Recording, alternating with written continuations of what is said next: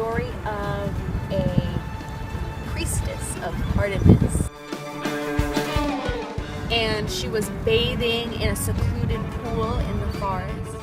And the god of the river that fed the pool, his voice came out of the river and said, "You're the most beautiful woman I've ever seen. I must have you."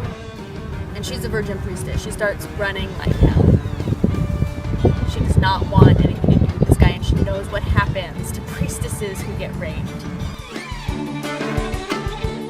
She runs like the devil, and when she feels like he's close to catching up with her, she flings her hands up and prays to the goddess of the hunt, to Artemis, to help her escape.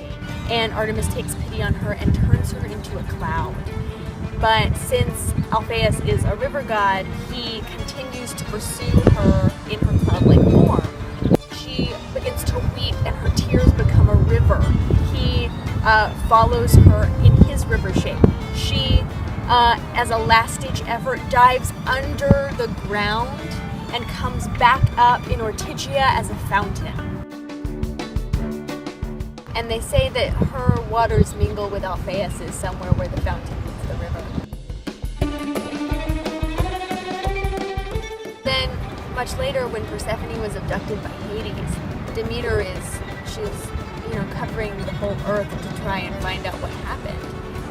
And she comes to this fountain, and the fountain, according to some mythology, the fountain tells her where Persephone is, because since the fountain's waters run underground, she can see into the underworld. So, in a way, Arethusa, who had been attacked herself, is getting to help another woman find her abducted daughter. And that really spoke to me, women helping women, and not just standing by anymore.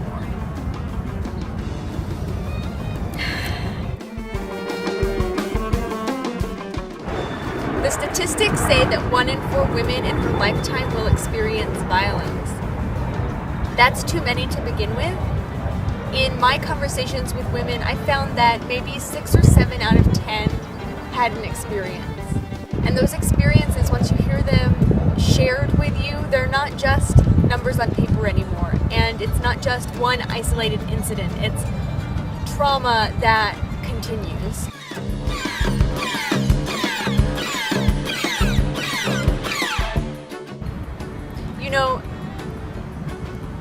It's scary to think that you might be the victim of a crime.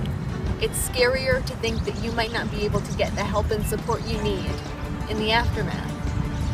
And that's what I really want to change. I want to empower women to speak up and speak out and get justice for themselves, and I want to empower their friends and the people around them to help them do that as well.